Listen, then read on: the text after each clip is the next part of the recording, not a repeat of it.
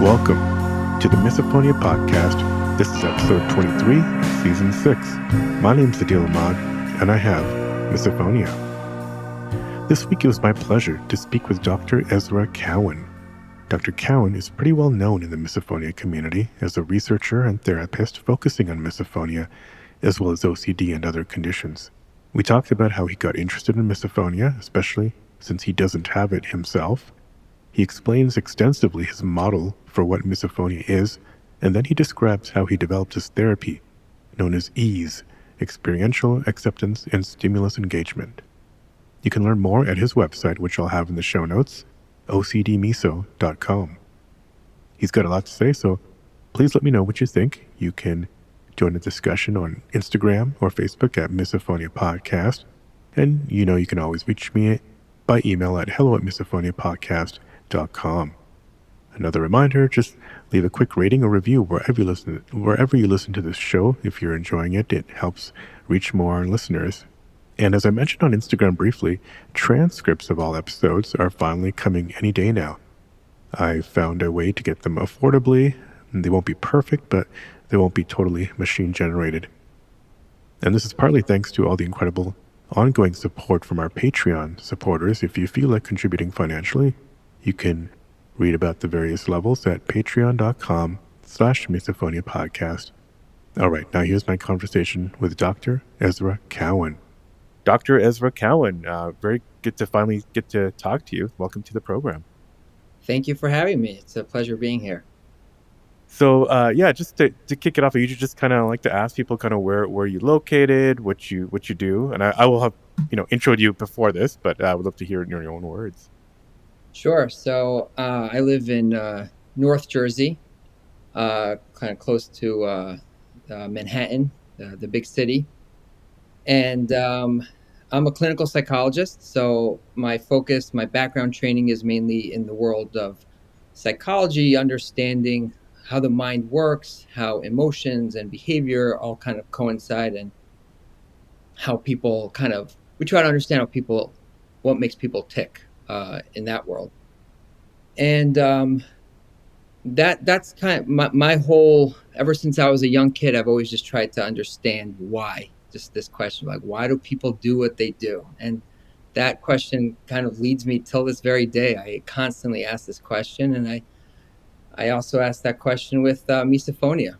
And I think some interesting answers or potential answers or ideas emerge. So that we could talk about that. I'm sure we'll get to those. Yeah, we'll talk about misophonia. Cool. And oh yeah, speaking of misophonia, I mean, so you don't have misophonia yourself, but you treat a lot of people who have misophonia. Correct. I fell. I would say almost by chance. Nothing's chance, but I kind of stumbled on it, and I slowly got to learn about the world of misophonia and really appreciate the amount of pain and suffering that someone with misophonia has. I don't have to tell you, and many of your listeners. And I actually, to be honest, I did a lot of research on it. I really got to get a sense of the amount of pain and suffering and the loneliness from listening to your show, Adil. I would say that's where just hearing the personal accounts, the everyday life. It's sort of like there's the academic side, there's the numbers, there's what people are reporting on self-report measures and all that stuff. But then there's the individual stories that really gave me a much richer picture. Yeah, I kind of started it because I wanted to get past or go beyond the rants that you just see on Facebook and get at that richer view. So I'm glad you noticed that. So I mean, I'm curious, how in your practice, how did you notice people were coming in with misophonia symptoms? Because you were, you probably were you were treating other conditions before, like I think OCD, right? I'm curious how that kind of like started for you. Yeah, it's a great question. So yeah, my background is kind of in the world of OCD treatment. Um, so I guess a short description of the evolution of my training, and then how I entered into the world of misophonia in particular. Um, I started to specialize in OCD, or obsessive compulsive disorder, um, in early on in my graduate school. So I have a doctorate in psychology, and we have to do a lot of sort of what we call externships. It's sort of like essentially an internship. And so my internships basically were all focused to some degree on OCD. And so I was also at the same time doing my dissertation on OCD. And I was like totally immersed in this world called obsessive compulsive disorder, and trying to understand it on a very kind of really breaking it down to its um, pieces and basic elements, as it were, and to comprehend it. As I mentioned before, we try to make sense, try to understand it, and that's usually how we could then arrive at a treatment. Once you understand what's going on, then the therapy kind of naturally flows from that. So I there's already a therapy for ERP. It's kind of when you have a deeper understanding, then the therapy itself also could become a little bit more effective, because all the nuances also make sense, and you could respond to the nuances in a more All the meaningful. corner cases and yeah, right. And and so that was kind of what drove me there, to just get to that world. And then it started to, then I realized that everyone, almost every single person with OCD, had something, what we would term, some perfectionistic tendencies. So I started to ask myself, well, what is this thing called perfectionism? And I tried to then understand the notes, the bolts and pieces of that. And I started to go deep, like, just like, what is this? Why do people have all or nothing thinking? Why do we engage in this type of? Why are people kind of holding themselves back from becoming their awesome self, when, fear of failure, etc.? Where's all this coming from? And so I started to really question the bring these types of questions to my mind, and do a lot of research. And I wouldn't rest until each question I had some type of compelling answer. And so my dissertation was really understanding the relationship between OCD and perfectionism. That was that connection. And one day at home, my wife says, have you ever heard of something called misophonia? And I said, I said, actually, I might have heard of it. It once came up in a supervision, like we were in a group supervision, and someone mentioned something about it. It sounded a little familiar, but I never, sort of like, you see a lot of things and you don't pay attention to it. And Mm-hmm. so I said, I think, and she said, there's this article. Someone wrote an article about their experience with misophonia. And so I read it, and it kind of opened my eyes. And to be honest, I was sort of like, I didn't understand it. I didn't, like, it was just confusing to me. Mm-hmm. And I kind of just left it at that. But I had this after walking away from that, I just had this feeling of, there seemed to be some type of psychological part, and that psychological part tasted, and it's hard for me to use the word beyond tasted, but almost tasted like some of the patterns I've seen in perfectionism. Mm-hmm. That's all my brain told me. Like and so one day I that was kind of, I filed that in the back of my mind. And one day I decided to just do a little research. And sure, I opened this article by um, an individual named Schroeder, Dr. Schroeder from I believe Amsterdam, and he has a big misophonia research team out there. And he published a paper in 2013, which I believe was, if not one of the first psychiatric, psychological oriented papers on misophonia. And he looked at, among the many things that he looked at, were some of the variables, like the psychological personality variables. And he found that it was a small group of people. It was 42 people in the study. half of them reported that they reported that they have what's called obsessive compulsive personality tendencies. Some of them even what we call like a disorder, meaning those tendencies we get in their life, which is essentially, if we want to know what that is, it's sort of the the psychiatric fancy way of saying perfectionistic and kind of inflexible, having a hard time with things being outside the way someone understands the world. So Mm-hmm. that was all that was mentioned there. And so I found that that kind of piqued my interest in the sense that there was someone who looked at this and found that there was a potential relationship between misophonia, whether what came first, did the misophonia come first, did the perfectionism come? These are all kind of questions that were Yeah. up in the air. And when that really that study um, was the one that gave me a little bit of a sense of like grounding to start looking into it further, that maybe there is something for me to look into here from a psychological perspective.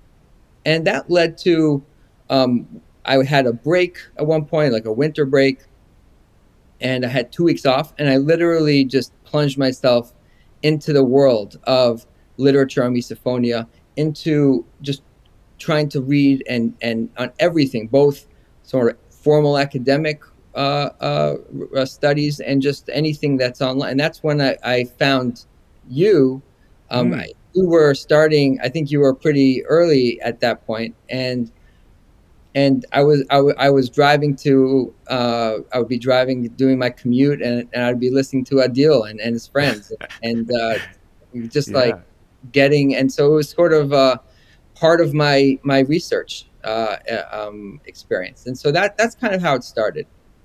Cool. Okay. Yeah. No, thanks for giving that background. And yeah, I was looking at your website again, and you cited a statistic where, like you said, like there was a study where 97% of people with misophonia had like clinical perfectionism, and I thought that seems like a lot. I don't know. I'd never heard of that before, but I looked it up, and it's very true, and it wasn't a small study. It was a major study. So I thought that was interesting. That was news to me. I felt kind of embarrassed not knowing that, but so since then, misophonia is now a major part of, I guess, your practice. Do you want to talk about, I guess, well, we should also, at some point, I'm sure we'll talk about ease. Do you want to talk about kind of after you did your research, how long did it take for you to maybe develop some compelling treatments? And we'll get into what some of those might be. Yeah. Um, so it's interesting. It's kind of like still a journey. It's still I'm always like I it's always we're always refining, always trying to make things better. And so in terms of when I felt like I had something that made sense, that made um, I would say it took probably 2 years till it was like the first year uh, and a half. It was just trying to develop a conceptualization, an understanding that made sense. That you could, if you told the story to someone, Hmm. they would say, "Oh, okay, I could hear that." That probably took a year and a half. Um, and and then once I had, we could talk about what that sort of the psychological model of misophonia. Once there was an understanding, then the therapy tends to flow rather quickly, relative quicker to the understanding.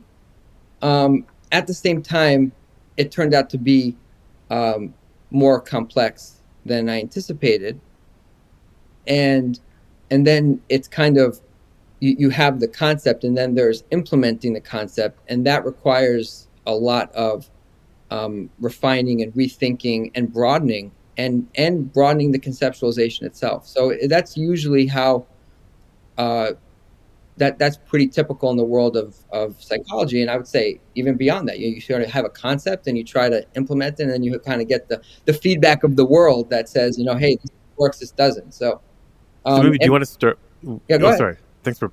laying out the roadmap for that. But do you want to maybe talk about the your concept for misophonia and how you would Sure. explain it? Yeah. So it's a great question, and I feel humbled to share it on this platform.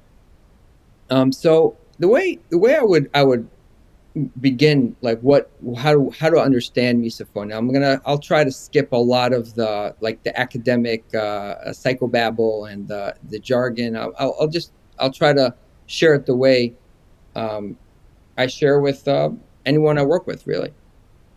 Um, we all have stories about the world. That's the way our mind works. We are born into a certain family, and our family shares with us their views, and some of those views we take in, some of them we develop from outside, and we kind of develop an idea, a story about the world. Like, a good person is supposed to be responsible, make a living, and do their thing.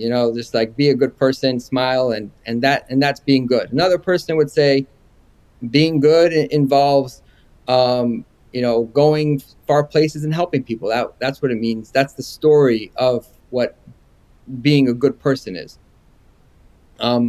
We all share stories about the world, and so with misophonia, there's also a what I call the misophonia story, and it goes something like this: when people will stop making certain sounds that really bother me, that are really painful to me, then I will be better. Now, I'm curious, what do you think of that story, Adil, as I said that?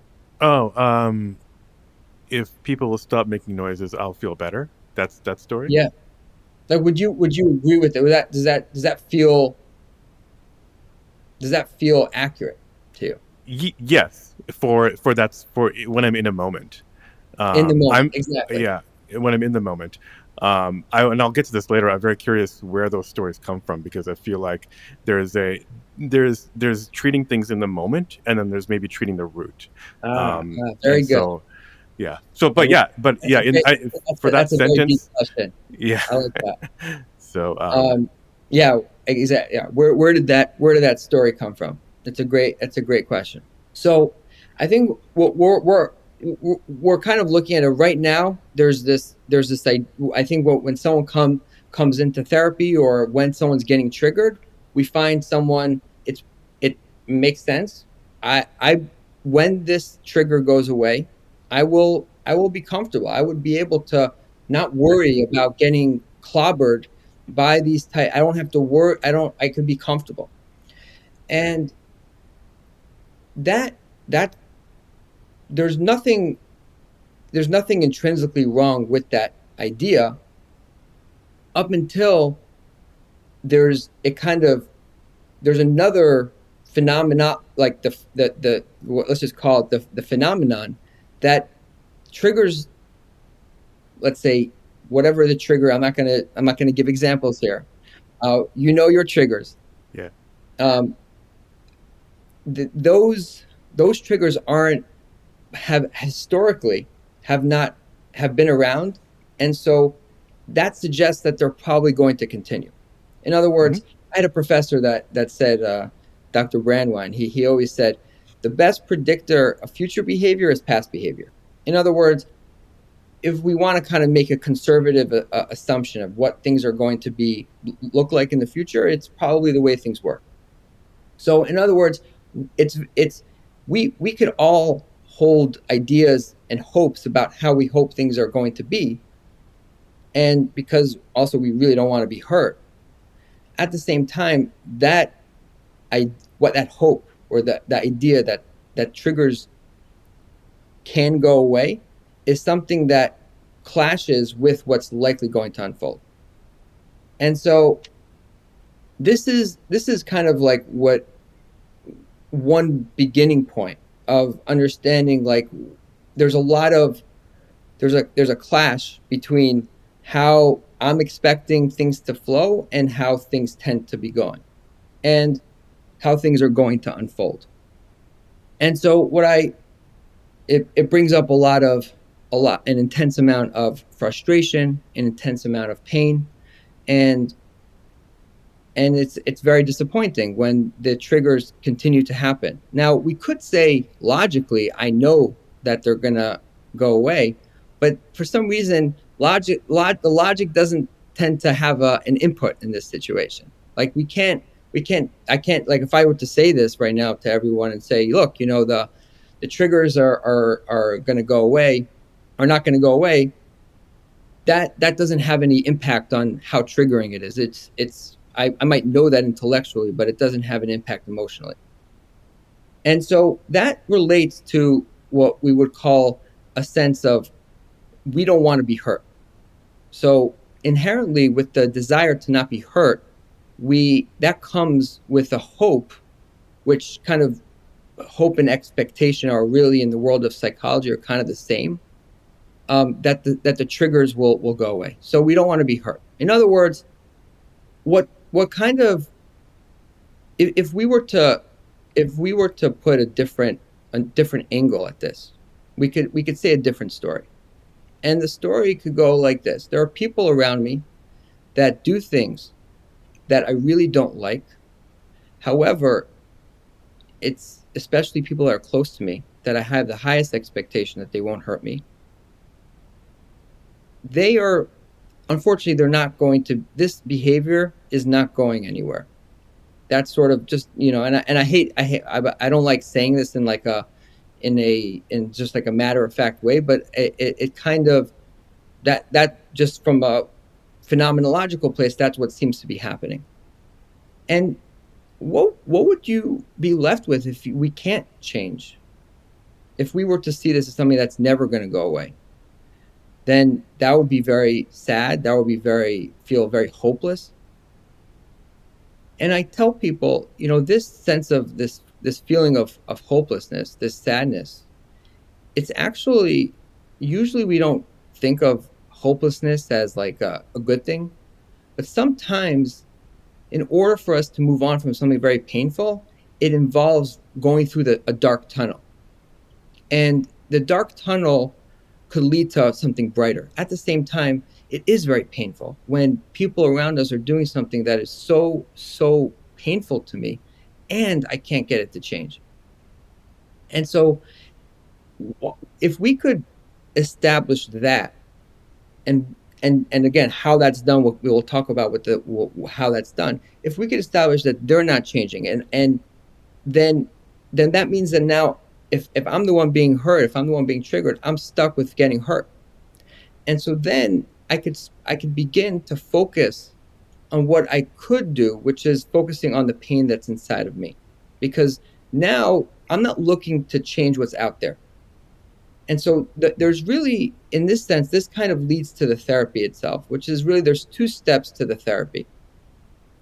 And before I talk about the therapy, I want to clarify, because I think sometimes this seems to kind of, it doesn't explain certain aspects of misophonia, especially like the intensity and the overwhelming aspect of like, why is my brain so latched on to the sound, and why does it like hijack my entire nervous system? And so I often explain that when we hear a sound that makes us uncomfortable, the tendency would be to not want to notice it. So if I hear a sound I don't want to hear, it's like I would want to ignore it. I would want to move away. If it really bothers me, I definitely want to not notice it. So the problem is that there's something called the white bear phenomenon. Have you ever heard of the white bear phenomenon? I read it on your website, yeah. Okay, excellent. So if you I'll share with the audience. If like, if I were to ask everyone listening, like, don't think of a white bear. I'm guessing most of you thought of the white in bear my head. because Yeah. that's just the way we end up thinking about we don't want to think about. Now, this is true for sounds also. If I try not to notice a sound, it's just like, it's like a not fear part of the brain. Like, why does the brain have to do that? It's just this is the way everyone seems to be wired. And it kind of makes sense in the sense that we notice the things we don't want to notice. Let me clarify that. In order to not notice something, you have to think about that thing that you don't want to notice. So we kind of it just keeps on bringing it back in a loop to your awareness, and so it if I'm trying to not notice a sound, then I'll be more aware of the sound, and it will be stuck with me. Now, there's another effect that when I'm trying to there, that's one piece. Unfortunately, there's like another piece called the zoom in effect, which means that if in the same way that if I were to be studying for a final, let's say for a test, and I really want to be fully focused, and I'm giving my full attention, it's almost like I'm losing track of everything around me besides for the material that I'm trying to focus on. The same is true with sounds that I'm trying to not notice. The brain doesn't distinguish between the things that you do want to notice and don't want to notice. It just says notice. And then it says notice even more. And then it says notice even more, more, more. And it sort of becomes like the brain just attends, it thinks that it's doing what it's supposed to be doing, which is just to attend what the mind is being told to attend to, even though we're telling it not to attend to that. So it becomes, it's almost like taking headphones, putting on really, really high quality headphones and putting the volume all the way to the max, and taking a microphone and putting it to the trigger that we don't want to notice, or the sight, if in the case of a sight, misokinesia. Mm-hmm. And it becomes just sort of becomes the only thing that the brain is attending to in a certain sense. And so that, from to me, could at least partially explain why it's so some of the overwhelming factor, because it's sort of we're told it's like to the exclusion of everything else, all that's being focused on is this one trigger. So that to me, a lot of the very, very difficult parts of misophonia, I believe, are kind of secondary effects. They're secondary effects to the initial of trying to not be present with a sound that's uncomfortable. So why exactly are people bothered by sounds in the first place? I think what I've found is that there are many reasons. Meaning there are different types of contributors. I don't think each person has like the same exact conditions.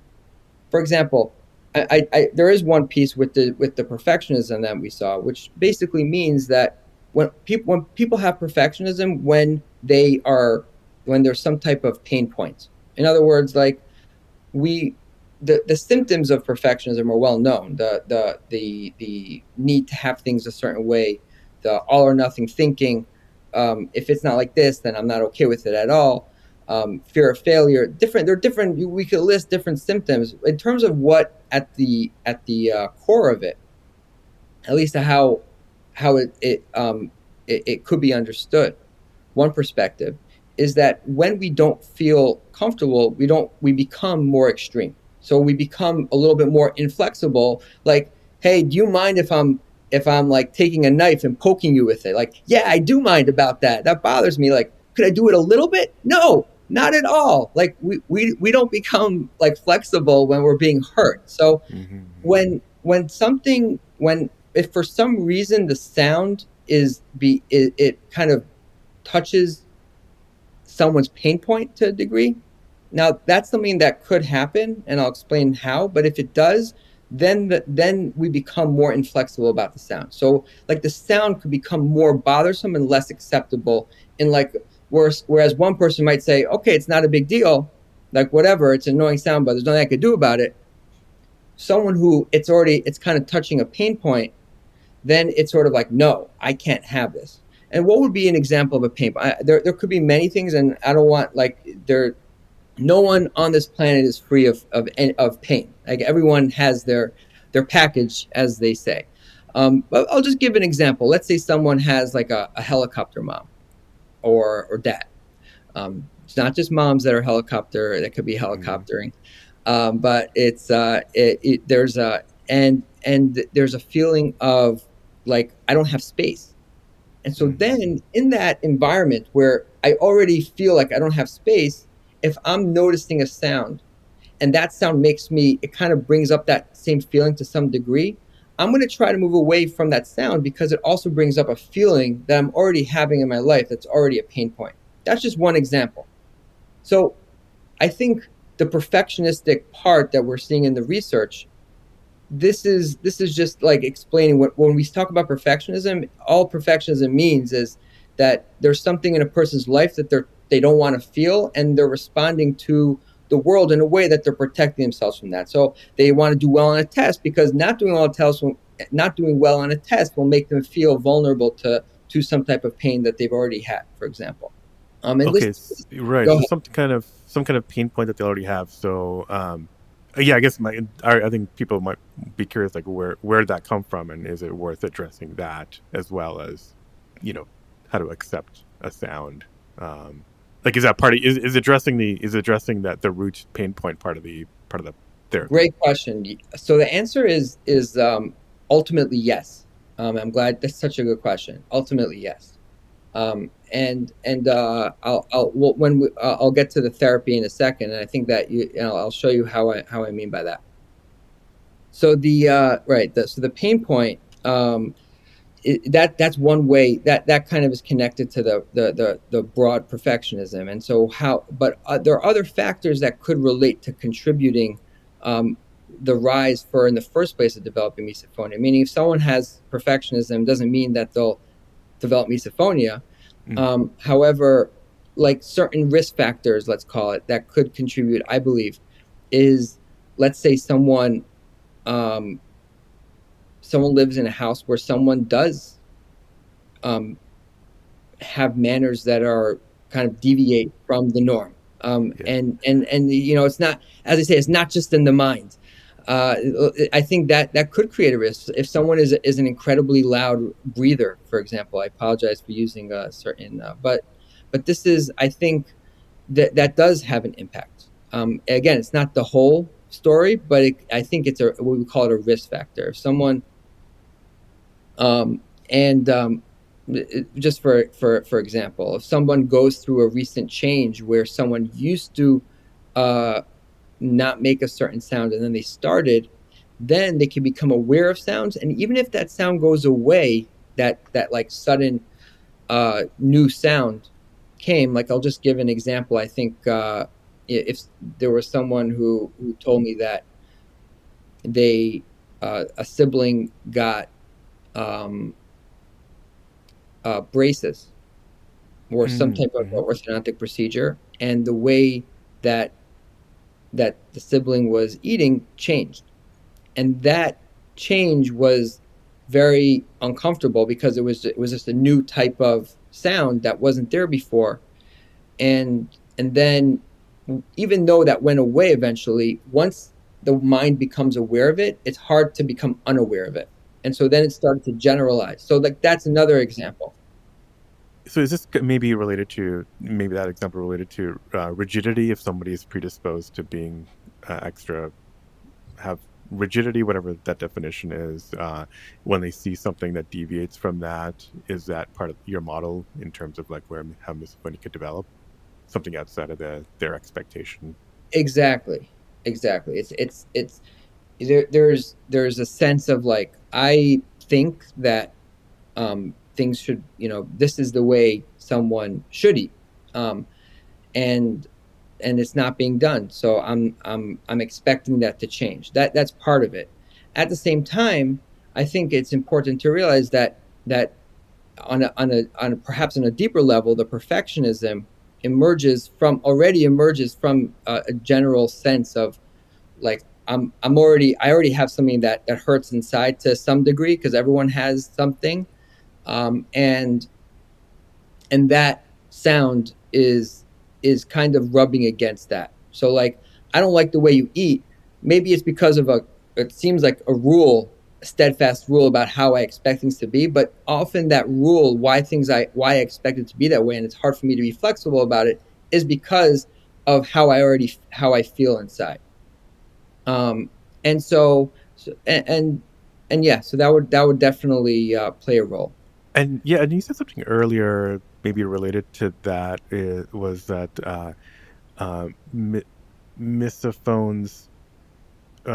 Yeah, we feel like you when you ask me like you wish some I wish something a noise would stop when I'm in the moment. But then you also said that we hope that in the future triggers won't happen. But but I don't know. Have you talked to anyone who's told you that they actually realistically expect sounds to stop in the future? Because I don't know that. I certainly don't expect sounds to stop in the future. I'm looking for ways to heal my misophonia. But I'm curious where that observation came from. Yeah, it's a great question. So it's I think on there we're kind of looking at the gap called the from of what we believe on a kind of just like our typical kind of this is I believe logically, and then there's the emotional part of the what I would call kind of the hope that almost like the hope that this would stop, and that you really find more in the moment, like when there's a Hmm. trigger, like Hmm. can't like and you could find this with the types of thoughts that someone has, like can't you just eat a little quieter, for example, like just it's just instinctual, and um in other words, like what I find is that there's and I guess we could talk about, like this is going to start bleeding into the therapy itself. um, it's not uncommon for us to have almost like conflicting beliefs in the same moment. In other words, I could know that this is not going to go away, and at the same time have a certain hope that it will go away, Hmm. and that's not a contradiction in terms of the existence of those two in the mind. Like it's entirely possible for someone to have those two, and I think it's coming. It's not coming.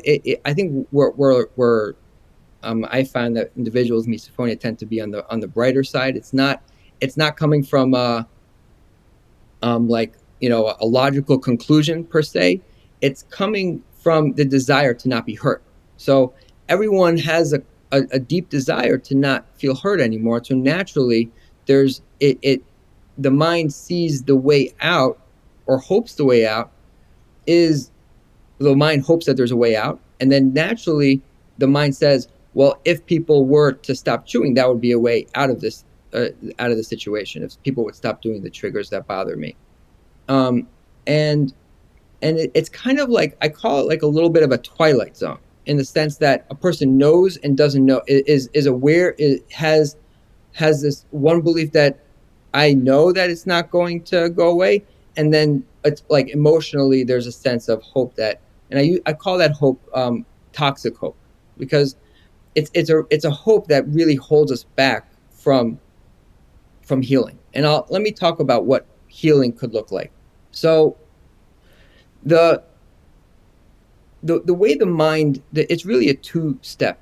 There's two steps, and I'll start with kind of describing what a therapy looks like for not misophonia, and I think it will be useful as a launching pad to kind of go into how it looks Yeah, like in. please. So for, let's say someone is dealing with a lot of anxiety, anxious distress, and they were to go to a therapist. There's many there's different ways people treat it. One of the kind of the frontline ways today that a lot a lot of people are treating anxiety, difficult emotions, it's using what's called an acceptance based approach, which is basically taking the following this is what the conversation looks like. Look, you're experiencing a lot of anxiety, and I'm hearing that you're in a very difficult state, and it's painful for me to see that. And the hard part is that some of these emotions, they're kind of like part of, they're a part of us. We have positive feelings, we also have painful parts, and we can't really get rid of these emotions. They're not something that we can get rid of. So let's learn how to feel them. Let's learn how to experience them. In other words, it's not about feeling good, it's about being good at feeling. And so we could do exercises together, we could practice how to learn to deal with those difficult feelings, and we can learn how to experience those. In other words, how to make peace with difficult feelings. And this actually, and the research, there's tons of research on this. This is incredibly effective in learning how to just move on from difficult emotions. In other words, I might feel pain, but I'm okay with my pain. I've made, in a sense, another way of putting it is I'm at peace with my pain. And so I'm not thinking about it. Oh, I feel sad. Okay, I feel sad today. It's okay. I don't need to escape. This is where I'm at. Trying to move out of this, trying to fight that is only going to create suffering. It's only going to make me even more depressed and feel like more like I have less control over my life, and more desperate. So another way is just to kind of like pull back and be okay. This is where I'm at right now, and that's okay. And there's a lot of nuances with that, but that's sort of the big picture. So with misophonia, there's a step before that needs to be taken, and that's related to the idea that the solution for this really painful problem called misophonia is outside of me. If I believe on any level whatsoever that the solution is outside of me, then I'm going to continue to wait for that solution to emerge before I even start thinking about dealing with painful emotions. In other words, we're not willing to deal with a difficult situation unless we really have to. And so painful feelings is we just don't like to feel bad. Adil, I don't know about you, Adil, but I I don't like feeling negative emotions. It's not, and I'm sure many of the listeners could would agree. It's not fun to feel uncomfortable. There's many industries, all all Mm. based on just Making pain you relief. feel bad, yeah, or pain relief too. I think the term out there, even in the business world, for like marketing different products is like what's solving a pain point. In other words, like Mm, everything is there to like someone has a problem, like a discomfort of sorts, and this is going to alleviate that. right. At the core, we just don't like being uncomfortable, and but we can learn how to deal with that if we feel there's nothing else that we could do with uh, unless we think that there's something that could be done to solve the problem.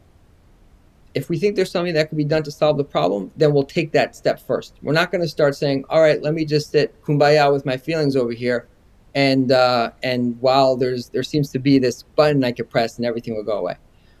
Um, and so with misophonia, there's it's kind of like what we want to do is to recognize all the ways that my mind entertains as possible ways to to feel like this could change, like the sound can change, or the sound could go away.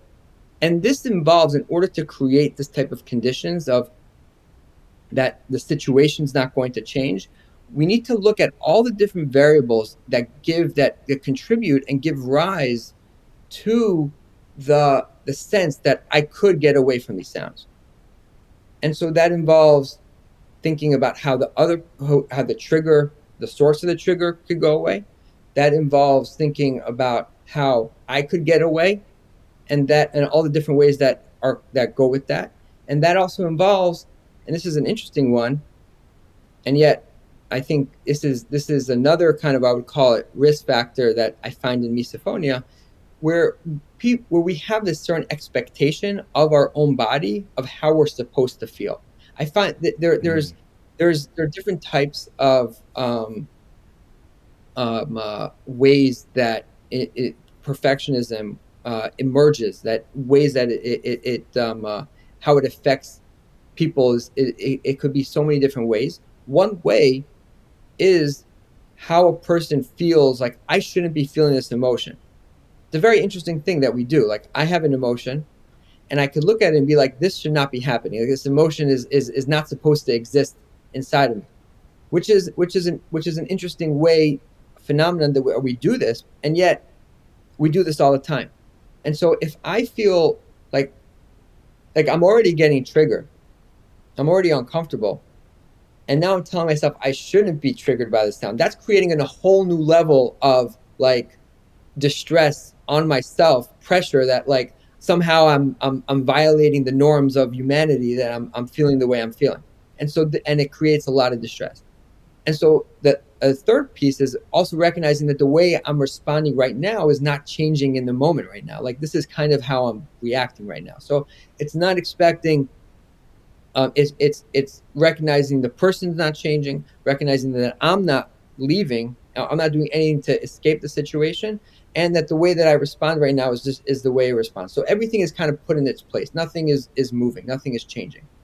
That's the concept. Now the therapy is packaged in a way that is it's to build up that belief system, emotional belief system, let's call it, in a consistent way.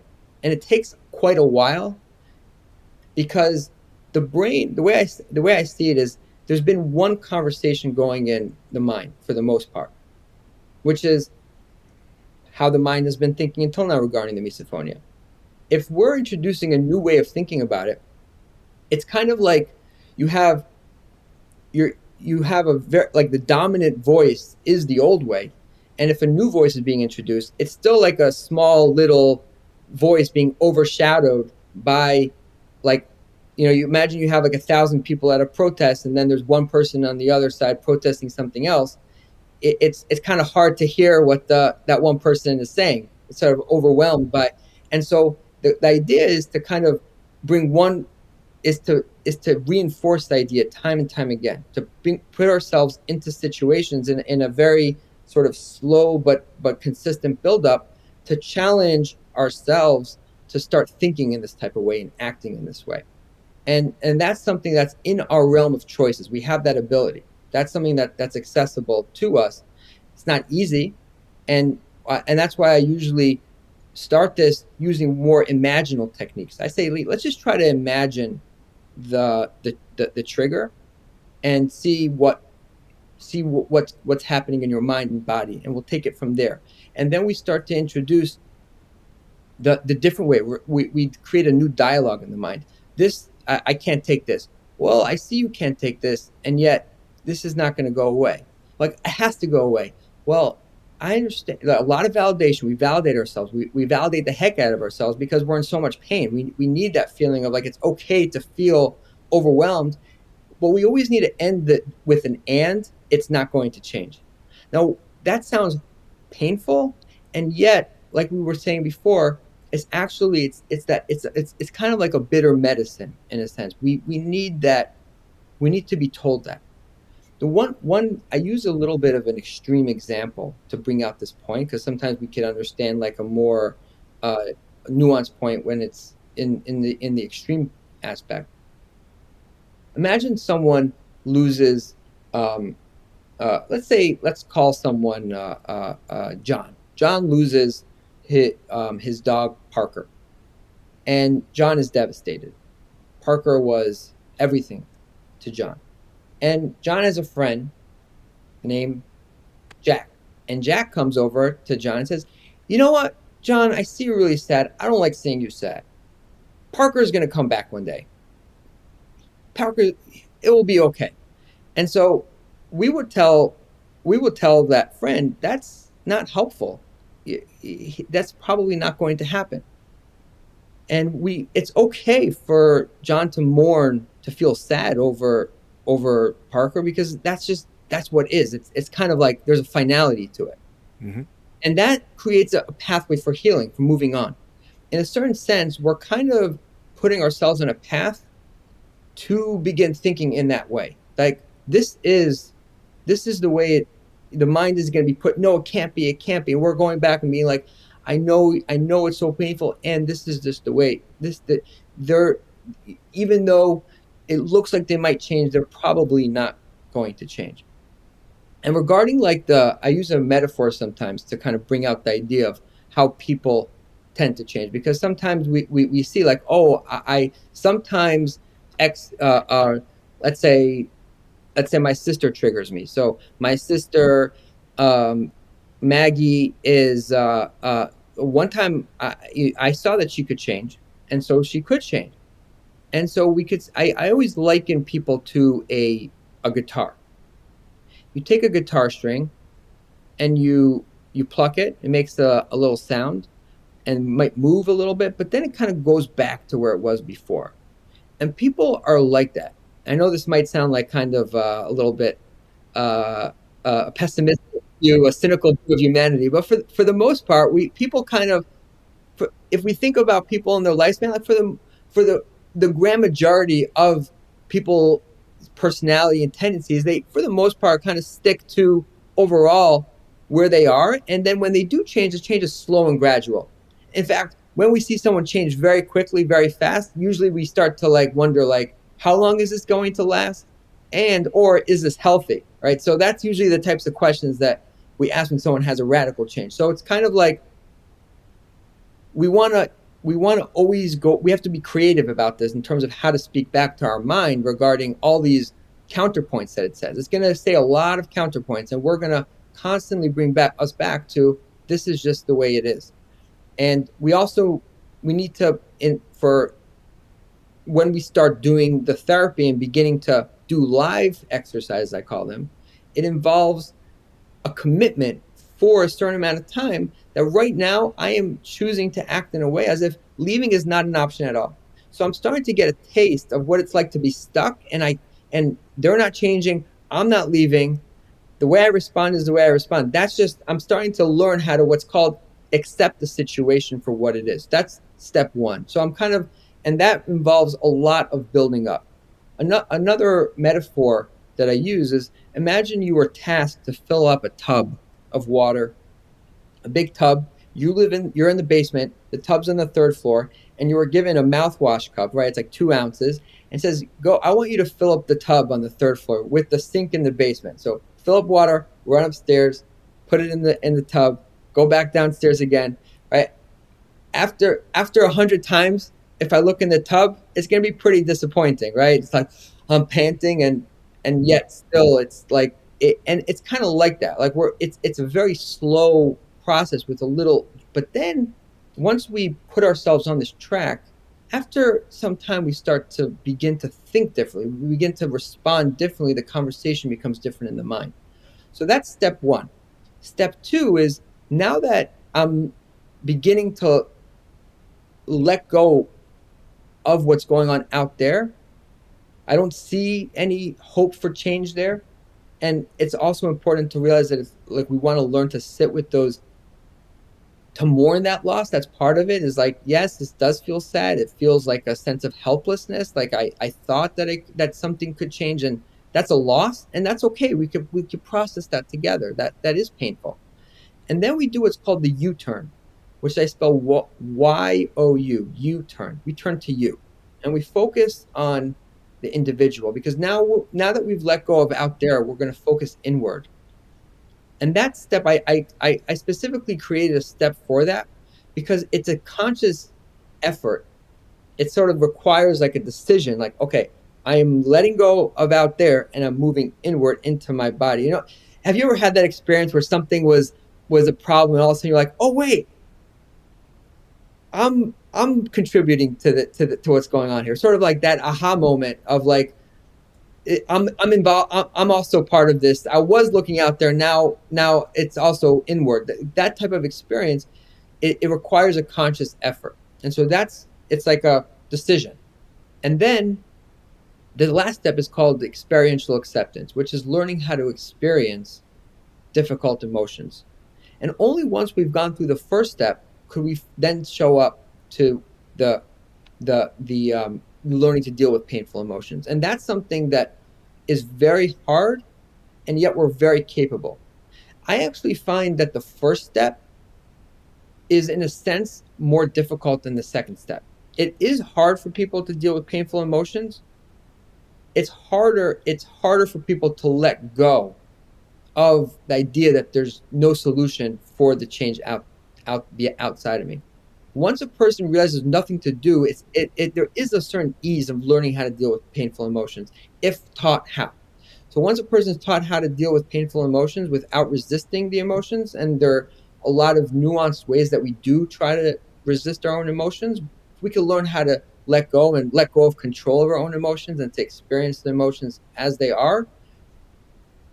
We become free people because I'm not fighting anything. I'm not fighting out there, and I'm not fighting my own internal world.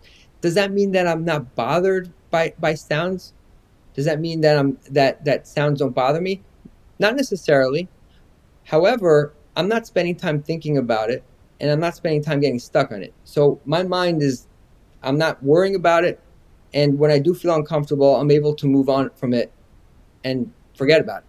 And so that's how that process works. So that's kind of Hmm. the therapy in a, I wouldn't say nutshell. I gave Yeah, a little no, more. that was good. Thanks. No, thanks for going through that and the rationale and the background behind it. And that first step, the that you I think you mentioned dialogue at a couple points. Is there like a kind of a script or playbook or decision tree that you give the person to kind of think through, or do you give them some general? Um, is there a character that they? I'm just curious, kind of like what they think about when they're Yeah. going through that. So there are some like useful tools that I try to use to help with that. Like for example, I'll say like, let's try to imagine the person, the whoever the trigger or is, let's try to imagine that person in a year from now doing the same exact thing. And then I'll say, okay, think about that for a minute. Now let's think about that they'll be doing the same exact thing in 2 years. And then I just like slowly try to like build it up to just to help impress, to make it a little less abstract. That's just one type of tool that we could use, and that kind of helps with the dialogue in the mind. Um, there's no one structured way because people have different way, like what their mind is telling them is different. But for the most part, it's kind of like a teaching them how to respond. So, like for example, in a therapy session, I would have the client share what their mind is saying, what is going through your mind, and let's respond to that. And then so it kind of it's more like teaching how to respond to each like line that the brain says in the moment when we're doing an exercise, engaging in the trigger, and responding to the thought in a way that's consistent with the philosophy that we're trying to impress on the mind. And then I have them practice that every day in between sessions. So it's kind of becoming like it's just like sort of that example of running up and down with the cup. Like it's just it's just a lot of repetition, and also upping the difficulty as we go through it. Gotcha. Yeah, and then but going back, that's interesting. The asking them if in a year if they're going to still hear the sound, or 2 years. Because going back to my original, well, one of my points earlier, I think, and you said that it's we have often two conflicting thoughts in our heads at the same time. A lot of us know that some of these sounds are not going to go away. We know that. Going back to that another analogy, that the past is a predictor of the future. We kind of know that logically. I guess if somebody's looking, what do you say to people who are thinking that and say, "Well, I already know that, so how are you going to help me?" kind of thing. Right. So it's kind of like in the moment when they're saying like it could be just like I can't handle this, right? So it could be like logically the in between, living in between. It's not necessarily only knowing that um like whether or not we know if the person's going to change or not. Like we might know that the person's not going to change, but we also haven't made like the next step, which is like, Mm, and this is not something that I could get away from. In other words, like there's nothing that, like it's almost like the brain could hold the idea that they're not going to change, and also like I somehow would be able to get away from this. And that idea that I could somehow get away from this is not a logical idea. It's coming from, I just don't want to be hurt. So it sort of like becomes a default, like the default doctrine in the mind is like, I can't take this. And and the, if when we examine like why, like, okay, you can't take this, and but like what could we do about it, like, and it doesn't seem like there's what, like, we could escape from it temporarily. That's true, and that reinforces the sense that this is something that we could escape. So it's not necessarily like the belief, the like a sort of a clear, like, this is the story I have and this is how I think things will change. It's kind of it's more on an emotional sense of like, I I need to get away from this, and we're saying like, but how are we going to get away from this? And we kind of think about, well, there is no, like, I guess the only way is to just find a comfort zone, where I just want to feel normal and not triggered, Mm, which makes total sense. And when we take away that as well, then that also takes away from the sense of like nothing could change the situation. So then we're kind of we're kind of forcing ourselves, if we're willing, to then deal with the feelings themselves, because I've developed the sense that there's nothing out there that I can't get away from this at all. So you're right. I think, to your point, it's not a it's usually not like a clear. Sometimes it is. Sometimes it's just like there is what we would call like just like a straightforward belief system that this is something that could be changed. um, I actually find that to be pretty often, that individuals, there's certain expectation that, mm, especially when someone does kind of, again, I don't think there's objective measures, but when someone does deviate somewhat from the norm of how people, if sound or someone, whatever. let's Yeah. say, I don't want to use examples here, but there's the, and that's the hard part. That's kind of, how do we learn to live with difficult people, right? So the Hmm. way to think about, like, on one hand, I mean, we do this on our relationships also. Like, someone is always late. Why can't you come on time? Like, it's just try to think about the hour, plan accordingly, and yet the person comes late again. So Right. it looks Right. like the person, like, there's this characteristic in the person. It looks like it's sort of a low hanging fruit that we could get it to change, and yet it still keeps on eluding us. Hmm. And so it's sort of realizing that that's not really a low hanging fruit. It's actually kind of built in a very deep way to how the person, it's a manifestation of how the person thinks and feels. Right. And maybe related to like, having conflicting thoughts at the same time, but also I think part of the dialogue in your therapy, kind of made me think of, like parts work in like IFS, internal family systems. And I'm wondering if any of that informs this. Is that voice that's, um, the illogical voice that's afraid of something? Is that maybe a part that comes from the past, or is it a part of you that's not necessarily broken, but is trying to warn you of something that is not a danger anymore? Or is that not in the scope of what you're trying to do here? No, Adil, you're I've been reading some stuff. you're educated. I'm loving these questions. This is great. The short answer is yes. I think IFS is a wonderful contribution to the world of psychology, the world of mental health. The idea of thinking about a person having different parts to them and realizing that they're all kind of part of one's makeup, and to learn how to live with all parts of us, is just to kind of that's in a short what I mean. IFS is a very broad area, but for the most part, like, people have painful parts. We have good parts and we have parts that we don't like so much.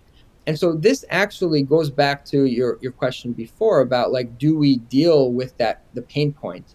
And the answer is yes. When we're doing the final step, the experiential acceptance, or the second step of the therapy, what we often find is that's where we're going. Whatever feelings are there, they're gonna present themselves. They're kind of they're there. So a big part of that step is teaching people to learn like these, number one, these reactions, um, and the different types of feelings that are showing up inside. It's not just frustration. It's not just anger.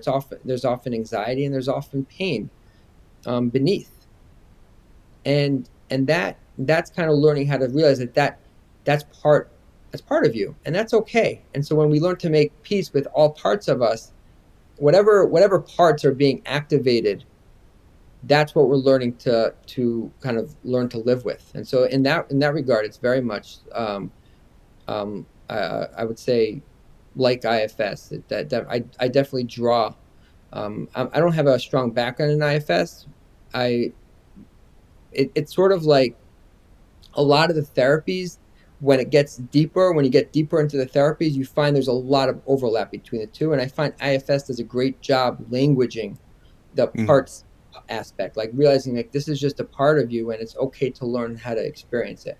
And specifically in the context of misophonia, we're only going to really learn to be okay with that part of us if we realize that there's no solution for it outside of us, and which gotcha. includes any form of avoidance, trying to move away from the sound, because then we it kind of it impresses upon the mind that I could get away from this part of me. Gotcha. And then when, let's say someone's done, gone through this therapy and treatment with you, like a year or two later, is there like ongoing work that they do? Is there different ways that when they're sitting in at dinner or whatever, is there like um, a way to think about sounds that's kind of more permanent, or is your therapy? Do you find, after when somebody's completed your work with you, that they can go out in the world and they're kind of like not noticing sounds and they don't have to think about it anymore?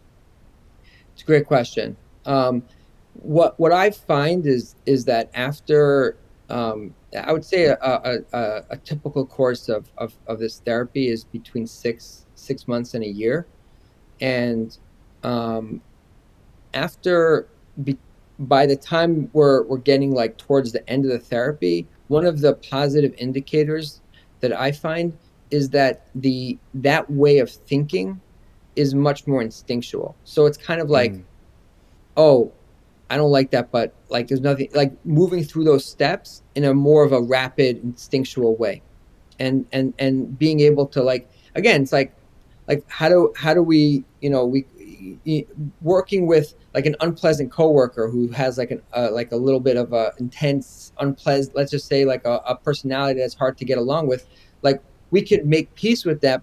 It's still not necessarily pleasant being around that individual, but we just kind of like realize like this is just what it is.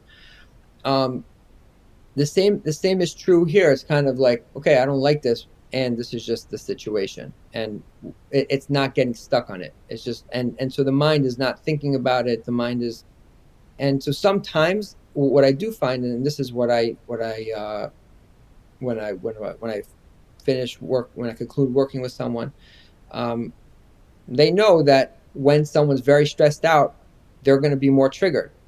That's right. just, and it's not like, just like we get more easily frustrated from things that wouldn't bother us on a regular day. When we're more stressed out from something, we're probably going to be more sensitive to sound, and therefore it might require more of an conscious effort to work through the sound. So usually that's when the work would be a little bit more conscious, and it will require more of like kind of working through the steps. Um, as but that's just for life. Like it's kind of like once the brain learns about something, it's hard. The brain doesn't unlearn it. So the things that stress us out, usually we could learn how to deal with them, but when we're very stressed out, they're still going to bother us. That's true for almost all forms of anxiety. Gotcha. Okay, cool. I know we're running over an hour here. This has been a really interesting discussion. Yeah. Um, just maybe just a couple other questions that I would love to get your kind of like, final thoughts and stuff. But for someone who, are there certain types of, obviously misophonia is pretty wide in terms of like types of triggers or types of people. Anything, that I guess if somebody's thinking about approaching you, is there a type of misophonia or type of person that responds better to your therapies? So I would say I find that I think that there is, well, first of all, what if someone's going through a lot of different things in their life, like they're already like their plate is like really full, is like brimming with like just stress from different parts of their life. I don't think that's the best time because Mm, we are putting ourselves out of the comfort zone. Like that's what's happening, and so it's important for someone to be in a place where they feel settled. They feel like they have, for the most part, their their life in order, and this is something that's important for them. mhm, It's also, I would say, all a person needs to succeed, and has been the recipe for success, is that they want to go into the therapy. In other words, like if someone is dragging them to therapy, they are not going to succeed because they're inherent. You can't force willingness, and a lot of this is willingness to experience, to change how we think and feel about things, and that's hard. So if someone's being like, you could physically drag someone to a therapy room, but you can't physically force someone to be willing in their mhm, mind how to deal uh with their own world. And so I would say that's all it requires is, overall, I would say, being in a reasonably stable place in terms of just like life, uh, um, and for each person that's different. So you kind of have to know yourself, um, and just a willingness, like a commitment to being like, look, I want to take this, I want, and I'll go with the. And I would say another piece. It's a good, now that you brought it up. It's kind of that example of like with the bathtub and filling up the bathtub. If we're looking to fill up the bathtub, if we want to see that bathtub filled already, so to speak, we're going to be. It's just going to be a very disappointing process. It's sort of, it's a commitment to the process itself, to the just doing it time and time again. It's like training. You know, it's like mhm, we're not going to see that six pack right away. mhm. It's just, and if every time we look, we're going to be disappointed because it takes time. So it's a commitment to the process itself. Um, Gotcha. Okay, yeah. interesting. Um, yeah, well, Ezra, yeah, it's been great to have it. Any kind of final, well, I'll have obviously links and everything to your website and all that stuff. Anything you kind of want to, anything else you want to share? Any new research that you've got coming out or findings or, yeah, closing thoughts for our listeners? Um, I mean, I think that we're living in my. I just want to. This is my sense from what I see, Yeah, yeah. in my kind of like little world. And it's really humbling experience to be an ally to the world of individuals suffering from misophonia, or as you call misophones. Yeah, Um, there's no, I think, accepted word, but I say yeah, misophones. yeah. Yeah, Uh, and you know, it's sort of like, you know, 5 years ago you would have mentioned the word misophonia. I would say misahu. right. But you know, here we are, and it's an absolute. It's really humbling, and I think that I just want to share with all the listeners that I really believe that, I know it's hard. People have been um, hurt by having hope and you know, for getting better, because there's just been so many disappointments in this, and we are at a very, in my opinion, we're seeing there's an explosion of interest in the world. There could always be more, and I have seen in my own eyes that there is hope, and people could move on from misophonia, and I believe we're at the beginning of the healing era for misophonia, and I believe it's only going to get better from here. So I just want to end on that note. Thank you, Dr. Cowan, again. That was a long one, but it was great to really go deep into his thinking behind misophonia and his therapies. If you liked this episode, don't forget to leave a quick review or just hit the 5 stars wherever you listen to this podcast. You can hit me up by email at hello@misophoniapodcast.com or go to the website misophoniapodcast.com. It's even easier to just send a message on Instagram at Misophonia Podcast. Follow there, or Facebook at Misophonia Podcast, Twitter we're Misophonia Show. Support the show by visiting the Patreon at patreon.com/Misophonia Podcast. Theme music, as always, is by Moby. And until next week, wishing you peace and quiet.